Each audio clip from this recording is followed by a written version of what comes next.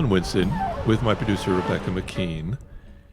And for the 5 days of the Nevada Desert Experience's 2025 Sacred Peace Walk, a group of people will walk, carrying signs, beating drums, singing, praying, along a desert highway on western Shoshone land next to the most bombed place on earth. They've been doing this for decades. We're going to follow along with them and ask them why.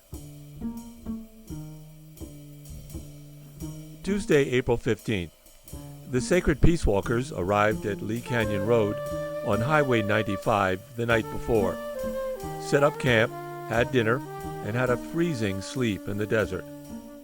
This morning, they got ready for a 17-mile walk to the Sekhmet Goddess Temple in Cactus Springs. Wanna make you mine?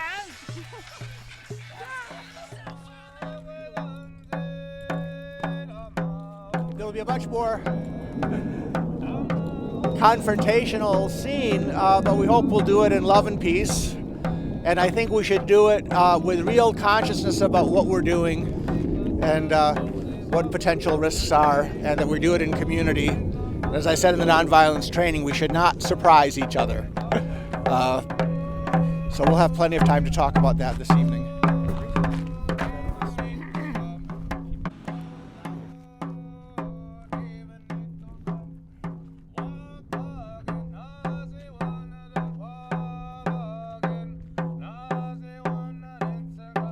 Yesterday, I asked you to come up with one word that described why you're walking, and that word was? Islam. I remember. Can you expand on that now? Why? Why Islam?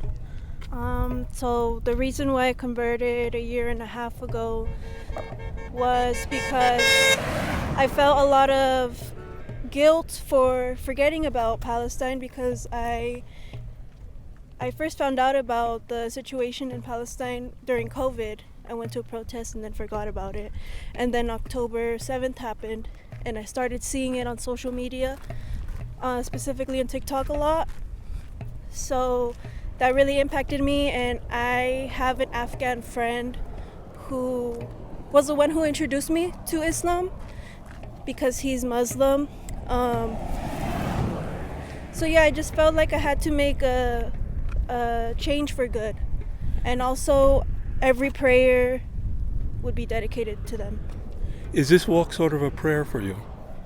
Yes, it is sacred to me. What religion were you before, though? That's not really that important. I was born Catholic. I did my baptism and communion, and then growing up in my teens and early adults, I wasn't really practicing, and I kind of switched over to learning about paganism and indigenous Mexican spirituality from the Aztecs, and I was into that for a while. And then I converted to Islam. Do you see a link between all of the different approaches that you've taken? Is there a link to them? I do see a link between how we did the prayer circle this morning facing the east. Also, when we pray in Islam, we do also pray to the east. So I see that correlation. Great. Thank you, Amaya. Thank you very much. Thank you. Maybe we should walk a little. Yeah, exactly. Maybe not in the road. Not in the road. Stay out of the road. It'll really ruin our interview here. One word. Why Mary Joy is walking? Courage. Okay. Courage. Let's start with courage. Okay. All right. So why do you pick that word courage as a way of explaining what you're doing now out in the desert?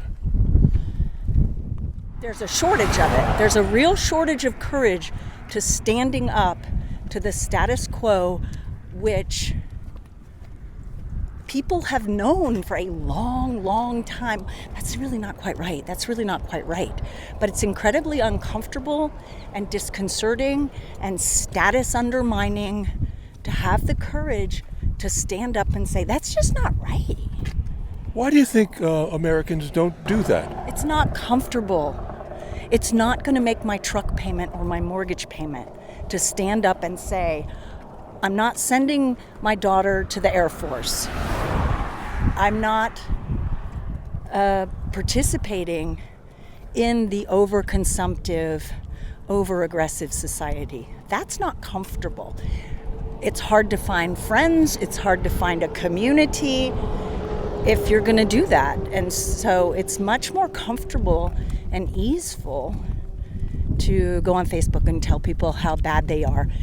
But then you can still make your truck payment and have air conditioning and flush your toilet. And so is it fear of doing this, or is it? It's not even conscious fear. It's not even conscious fear. It's simply a form of intellectual and spiritual and psychological laziness, and behind which is an inchoate sort of fear of loss of status, loss of self, loss of comfort. And it takes courage to get beyond that. Absolutely, lots and lots of courage. Little, tiny little and to recognize that it's courage. When people, the only harassment we got yesterday was from someone who called us losers, and it just made me feel kind of proud. Like, you're absolutely right. I lost my fear of being seen as ridiculous. Right? I lost my need to have a nice house and a good car. I lost my fear of loss of status. So, yep, I'm a loser. Thank you. Okay, John, your turn. Okay, my turn. Yesterday I asked you one word while you're walking. Do you remember what that word was? Love. That's right. That was the word. So why love? Why love? Probably because of Tolstoy more than anything. Tolstoy said, everything I understand because I love. And with that particular saying, then you realize that love is a methodology for learning. And that is what opens you up to the infinite possibilities of the universe, but more immediately your own lifetime. Interesting. Love is an open door to learning. Yes. Yeah. Love is an open door to learning is a way of rephrasing it, certainly. Yesterday I came by and asked you 3 questions, and one of the questions was, why are you walking in one word? What was that word? Penance. Penance. Mm-hmm. Right. I want to give you some time now to explain what you meant by that. In my life, I've been a part of the military-industrial complex as part of the Marine Corps. I've been a part of the church most of my life and as a professional career, and I feel that both have failed humanity. So for my part, I need to seek forgiveness from humanity, from the land, from this world, and I'm doing it by walking out the pain that I've caused. As you walk, is this something you think of, or is this something you kind of focus on, or it's just always there? It is something that I'm focused on. Right before I got here, it's dumb, but there was a reel on Instagram that talked about trading my emotional pain for physical pain. And I feel that this is sort of trading physical pain for emotional pain. And I'm hoping by the end of it, if I can return again next year, I'll be walking first and foremost for love. But I've got to get through this to get there. Wow. So penance was a word that was right there when I asked you. Absolutely, yeah. Well, I had one other thing that occurs to me. This penance that you're having is not something that started with you. Your choices that you made didn't start with you. Why did you join the Marines? To take charge of the direction of my life, to take charge of my education. I was fortunate that my parents were paying for my education, but that also sort of dictated the course that I would study. And in order to take that back, I joined the Marine Corps for the GI Bill and hoped that I would also just be able to do something that was utterly mine and not anyone else's choice in my life. Did the Marines give you that?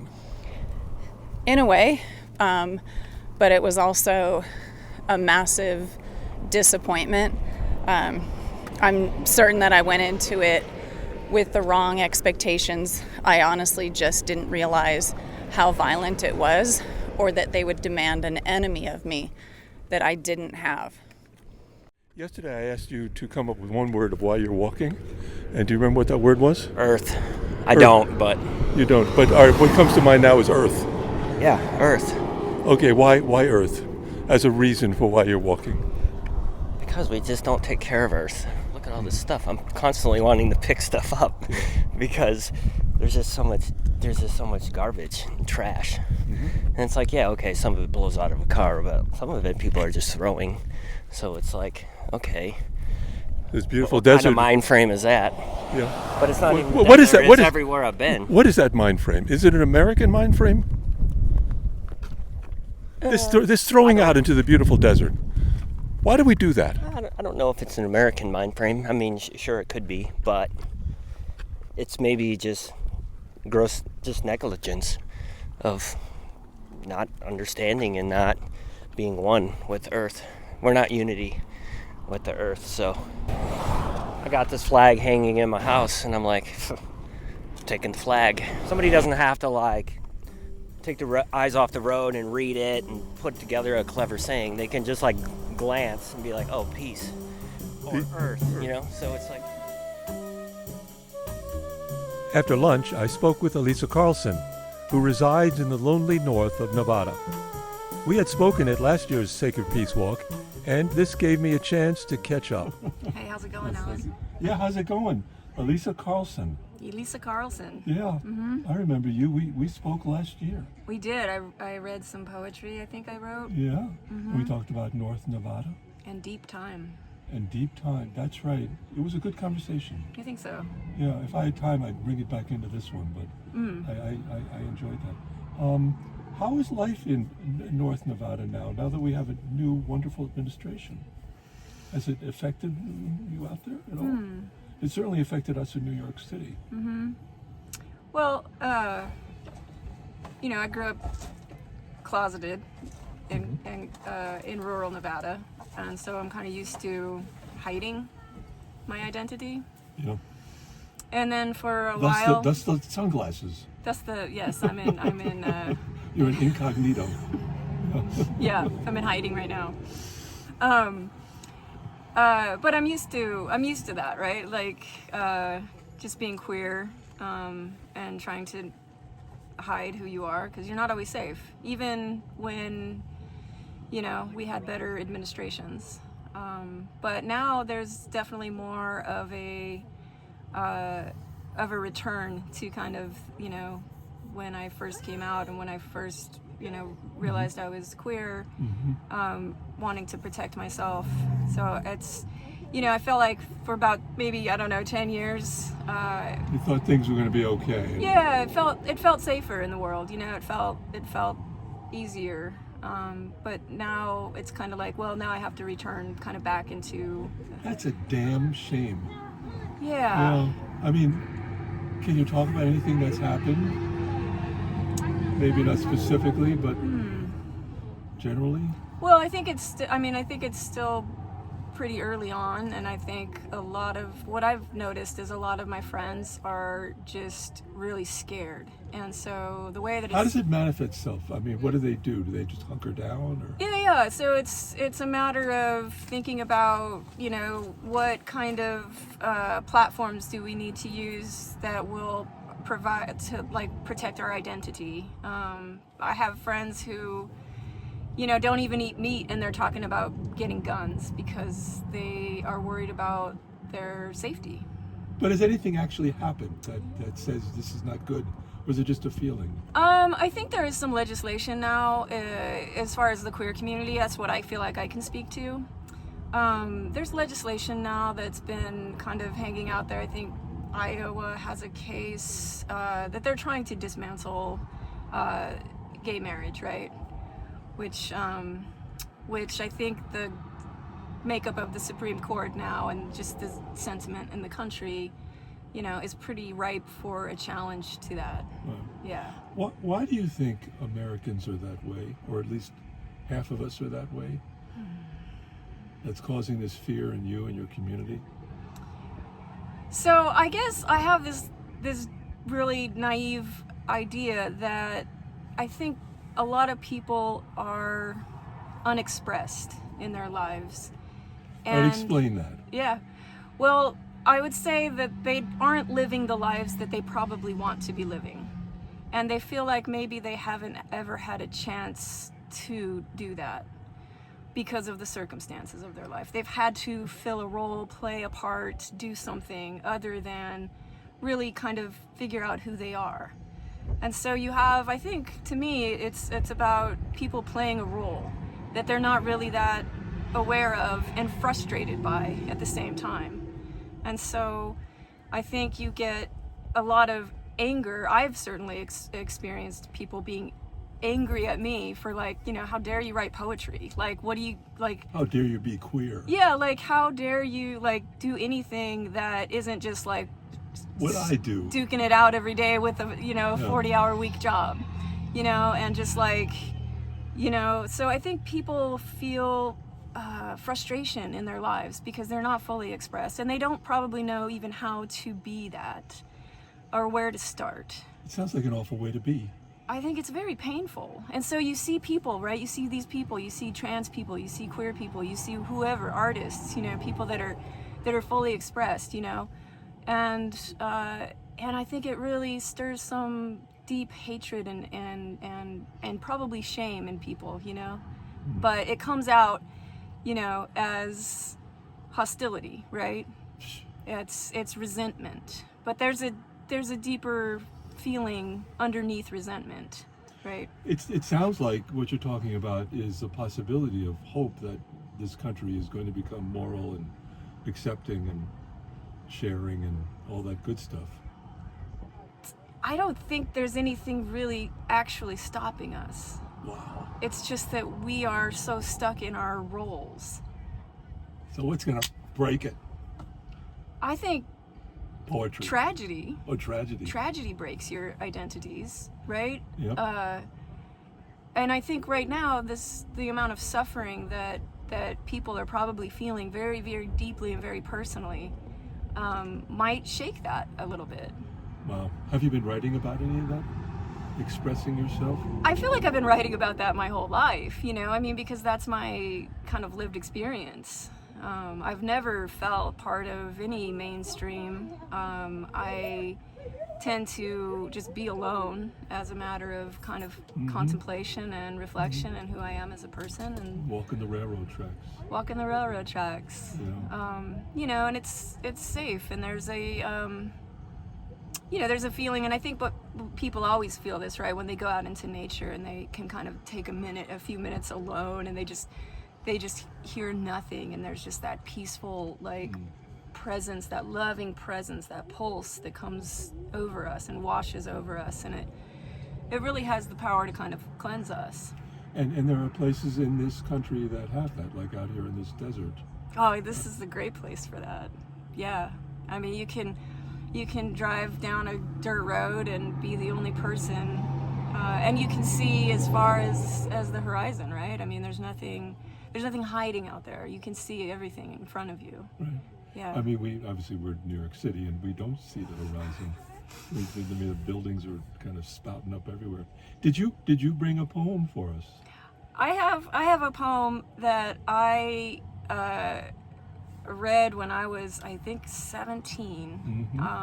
It was part of a quote from the Monkey Wrench Gang by Edward Abbey. But at the beginning of the book, there's I think it's called an epigram, where he just took a brief quote of a Richard Shelton poem. But I want to read the whole thing. Good. This is Requiem for Sonora. 1. A small child of a wind stumbles toward me down the arroyo, lost and carrying no light, tearing its sleeves on thorns of the palo verde, talking to itself and to the dark shapes it touches, searching for what it has not lost and will never find, searching and lonelier than even I can imagine. The moon sleeps, with her head on the buttocks of a young hill, and you lie before me, under moonlight as if underwater. Oh, my desert, the coolness of your face. 2. Men are coming inland to you. Soon they will make you the last resort for tourists who have nowhere else to go. What will become of the coyote with eyes of topaz moving silently to his undoing? The ocotillo, flagellant of the wind, the deer climbing with dignity further into the mountains, the huge, delicate saguaro. What will become of those who cannot learn the terrible knowledge of cities? 3. Years ago, I came to you as a stranger and have never been worthy to be called your lover or to speak your name. Loveliest, most silent sanctuary, more fragile than forests, more beautiful than water. I am older and uglier and full of the knowledge that I do not belong to beauty and beauty does not belong to me. I have learned to accept whatever men choose to give me or whatever they choose to withhold. But oh, my desert, yours is the only death I cannot bear. Nice. More than nice. It's right. Yeah. I mean, I would say I'm only a little taken back by it because the city comes across so negatively here in that poem. Isn't there spirit in this city? Yeah, I think you can find spirit in the city. I think what the threat of the city is an encroachment on something wild. Yeah. You know, and so wanting to preserve the wilderness and the views of, you know, the unbroken horizons, to get that feeling of presence, right? That's this kind of mystical wisdom. There is certainly a different experience of walking the streets of a city and seeing the whole world. But in New York City, you see the whole world there as you walk from neighborhood to neighborhood. And being out here in the desert. Both are valuable, I would say. I agree. Yeah. I don't know.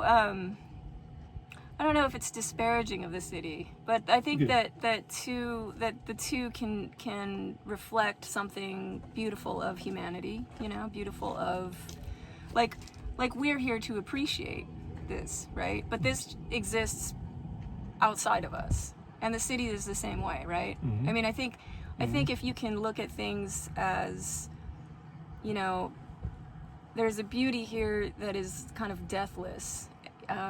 Here in the desert, here in the city, that's something, there's a pulse that's going on constantly, wherever you are, right? You can kind of feel that. It's always there. You just, you know, if you lean into it, if you kind of tune into it, if you can just be present to it. That's, I think, the beauty of the poem is as seeking to be present to that which is in front of you. Tell us the name of it again one more time. It's Requiem for Sonora by Richard Shelton. Richard Shelton. Elisa, why are you here this year on the Sacred Peace Walk? This is your second or third one? This is my third year. The first year I did one day of the walk. I'm here honestly because this is my group of weirdos right here. This is like, these people are wandering the desert on a highway, just like, it's hot, it's kind of miserable, and there's something that we're all called to do here. And can you name what that thing is that we're called to do?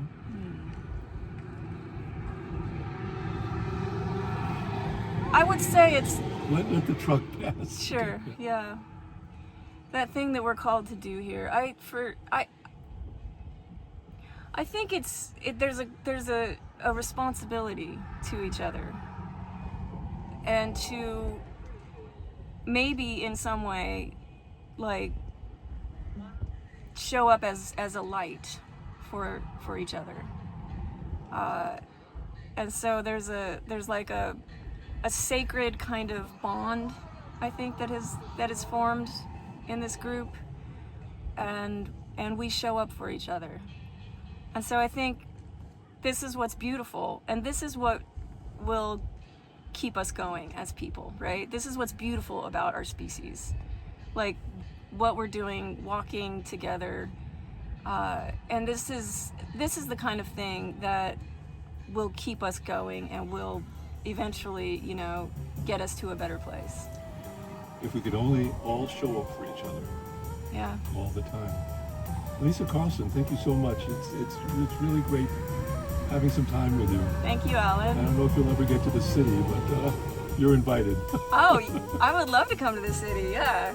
You got some great art and poetry there. Oh, wow. Right? Yep, you can get that there. Yeah, I would love that. Thanks a lot. Thank you. Thanks.